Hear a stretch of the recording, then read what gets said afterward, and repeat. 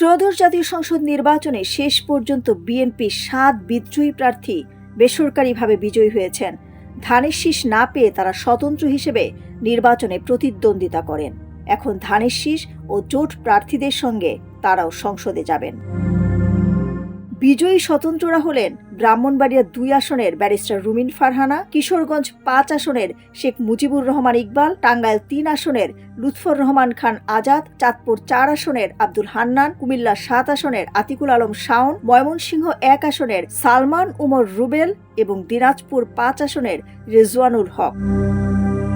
দলীয় নানান উদ্যোগের পরও ধানের শীষ না পেয়ে শেষ পর্যন্ত সারা দেশের অর্ধশতাধিক আসনে বিএনপির অভিমানী নেতারা স্বতন্ত্র তথা বিদ্রোহী প্রার্থী হিসেবে ভোটের মাঠে থেকে যান। বিশেষ করে শরিকদের জন্য ছেড়ে দেওয়া ১৬ আসনের ১২টিতেই নির্বাচনের মাঠে ছিলেন তারা। এতে করে তৃণমূলে বিএনপির ভোট কার্যত বিভক্ত হয়ে যায়, যে কারণে অধিকাংশ আসনে বিএনপি সমর্থিত জোটের প্রার্থীরা পরাজিত হয়েছেন।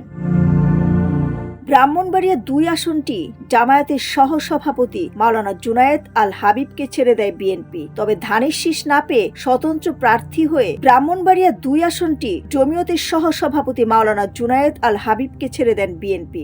তবে ধানের শীষ না পেয়ে স্বতন্ত্র প্রার্থী হয়ে পুরস্কৃত হন বিএনপির সহ আন্তর্জাতিক বিষয়ক সম্পাদক ব্যারিস্টার রুমিন ফারহানা।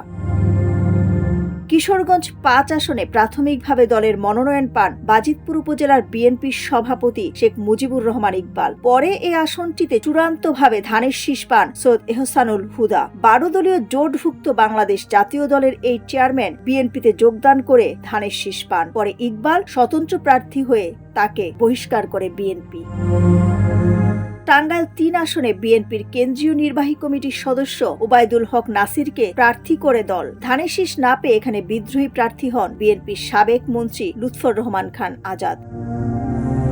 চাঁদপুর ৪ আসনে দলের রাজস্ব ও ব্যাংকিং বিষয়ক সম্পাদক সাবেক এমপি লায়ন হারুনুর রশিদকে প্রার্থী করে বিএনপি। জেলার সর্বাধিক প্রবাসী অধ্যুষিত এই আসনটি বিএনপির অপ্রতিদ্বন্দ্বী দুর্গ হিসেবে পরিচিত। তবে ধানের শীষ না পেয়ে বিদ্রোহী প্রার্থী হয়ে বহিষ্কার হন উপজেলা বিএনপির সভাপতি আব্দুল হান্নান।